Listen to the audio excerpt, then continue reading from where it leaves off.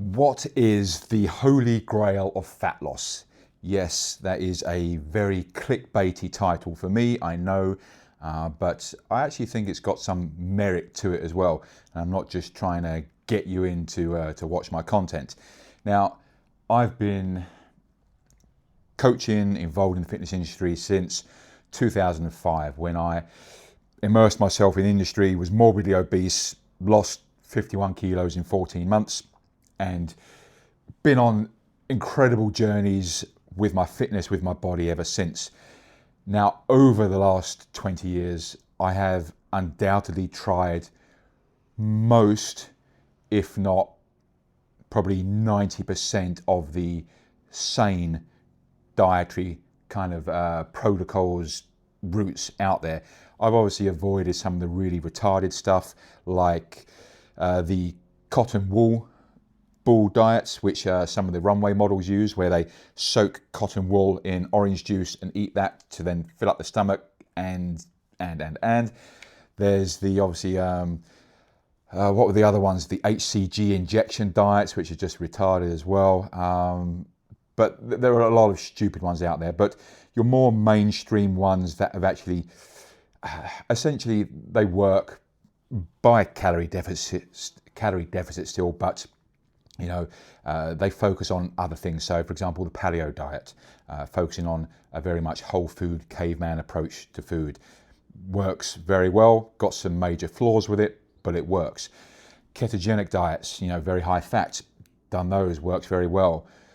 Fasting, intermittent fasting, 24-hour fasting, done those. They also work very well, or can work very well. Carb backloading, you know, the Mediterranean diet, which is probably one of the most balanced kind of, you know, dietary advices out there. But I do tend to stay away from anything that has, you know, in the grand scheme of things, that anything that's got diet at the end of it and is selling a certain you must do this kind of route, and it's got rules and restrictions with it, I tend to stay away from. But taking concepts from all of these various principles over the years, you know, you can do that and figure out your kind of own approach. But the Holy Grail, and this will probably be counterintuitive for many because it's very much poo-pooed in the industry and in general, I think probably because it's got a bad reputation from charlatans out there and people just trashing other people's metabolisms and bodies with crappy practices. But the best and most successful diets or approach to dieting, that I've used is aggressive approaches every single time. For me, going into, so I'm in a fat loss phase now. I'm over 8 kilos down in 5 weeks, and the results have been incredible. The last time I did this approach, it was the same.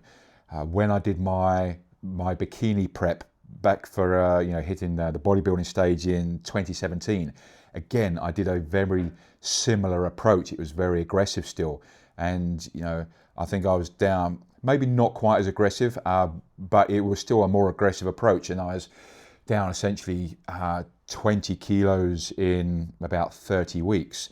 So, and you know, completely changed my physique with it.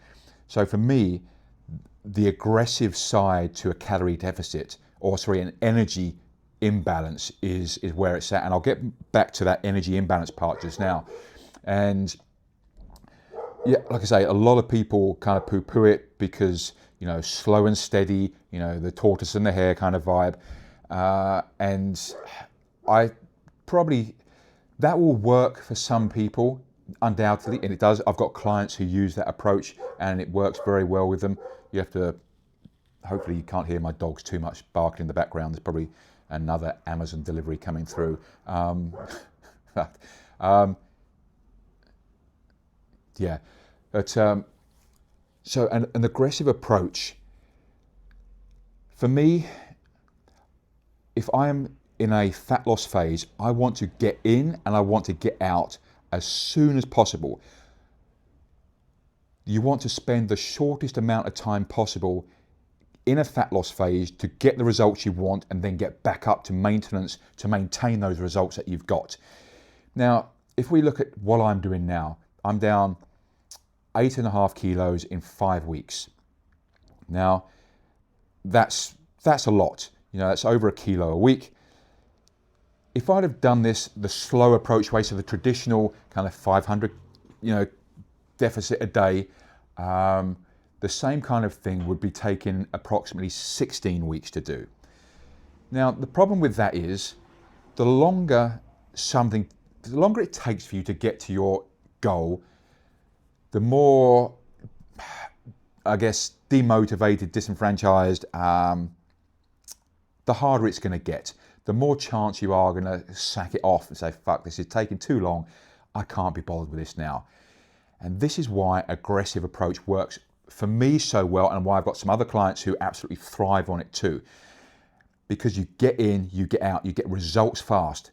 And I find that as much as it's aggressive and as much as there's hunger with it, the fact that you see big results very quickly, your motivation levels stay higher because you're seeing results that much quicker.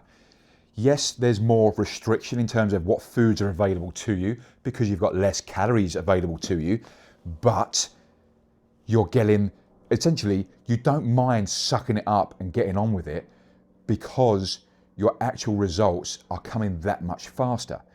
And I've found this every single time. Yeah, my week one absolutely sucked balls. It wasn't fun being on such low calories, but my first week I dropped 3.5 kilos, and I've continued to drop. Then I think the second week was about just under, probably about 1.5 kilos, and then it's been around 1 kilo a week ever since, which is a phenomenal rate to drop. And my physique, as you know, if you follow me on Instagram, you'll see, my physique change over the week has been remarkable. And that happens very quickly. I could quite conceivably now, I've just finished my 6-week mark, stop right here, maintain, and be incredibly happy with that result and done. I am going to push it for the 8 weeks and just see how much further I can take it. But if you think about this then, so whilst the same results I've got in 5.5, 6 weeks, somebody else might take 14 to 16 weeks to take. That's a big difference. Now, I could quite conceivably stop here at 6 weeks, take a 4-week break, okay, which will then take me to 10 weeks, do another 4 weeks of aggressive dieting, and be miles ahead of somebody who's doing a 16-week diet. Miles ahead. At the end of that 16 weeks, that person's only just got to the 8 kilo mark, provided they've had no hiccups on the way. At least with, again, the aggressive approach to dieting, if you do kind of fuck up along the way, your deficit is so much bigger that there is that much more forgiveness in the process, that okay, you might have fucked up, but in reality across the week, whatever, you're still in a deficit and still have made progress.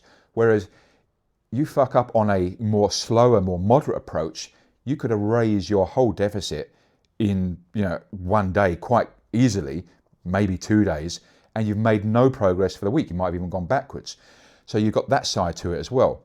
Now, obviously alongside this, you have to make sure that your nutrition is spot on. You are more restricted in terms of how much food you can eat, but there's no food that's banned still. I'm still eating a bit of chocolate every day, things like this. I'm obviously choosing food smartly to keep me fuller for longer. I have my breakfast at around 9:30 each day, have my second meal at around 2. In fact, it's about my second meal time now. And then my dinner around 7, and I'll have an evening snack kind of like 9 p.m. Yes, there is some hunger in between those meals, but I again tend to find that if I'm keeping myself busy, then it's not an issue. I can have calorie-free drinks, I can have coffees and things like that to help with my energy, and the process works incredibly well. The other positives to this, I would say,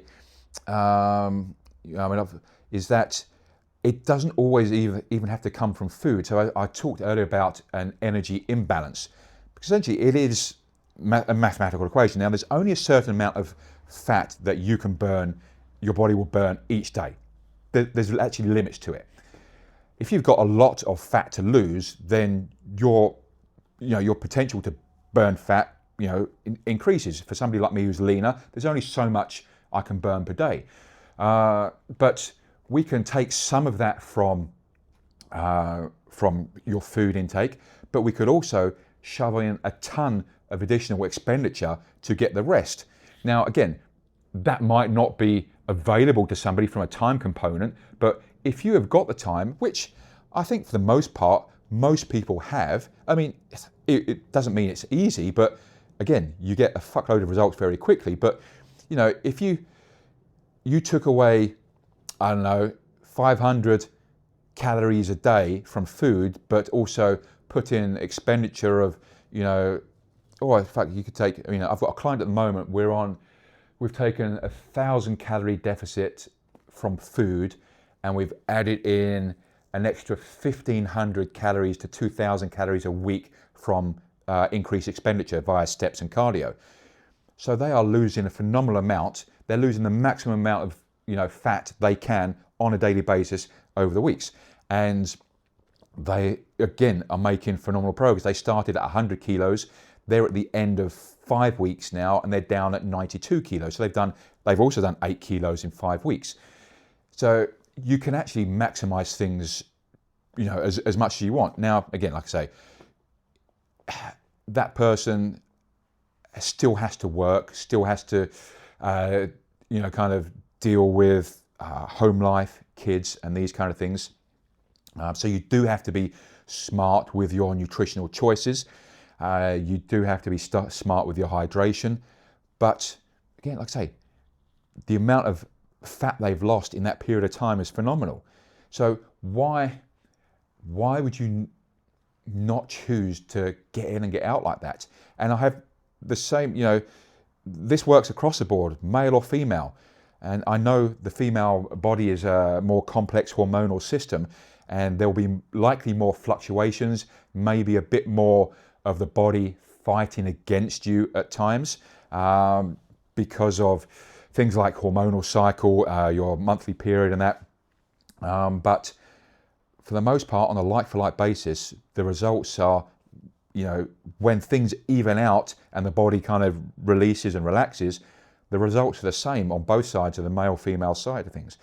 So yeah, that for me is the holy grail of fat loss, is aggressive dieting. And with my own approach now, I have continued to get stronger in every single training session that I've had. If anything, I've actually, which as strange as it may sound, I've increased my muscle mass in some areas. And that's partly down to me having been cruising for a period of time leading into this. So I hadn't been pushing very hard at all in my training because I had no real goal to work towards. So now that I've got a fixed goal and a fixed time frame of 8 weeks, I want to be maximizing that as much as I can. So I have been pushing the training. And as an example, my quads, hamstrings, chest, even my glutes, in terms of my measurements, have all pretty much stayed the same, yet I've dropped 8.5 kilos, which means I am, and obviously got a lot leaner in all those areas. So that means I've actually still been building tissue at the same time. And I would say for most people, because again, I know for most people, they don't push as hard in training as they could, and they are very much sandbagging and cruising and could push harder. You take an approach like this, you can get phenomenal fat loss results very quickly, and you could still build lean tissue, muscle mass, as part of that process. So for me, it's a win-win. Again, like I say, it won't be for everybody. You have to be really diligent, stick to the macros as laid out, but the same as you would in a more moderate approach.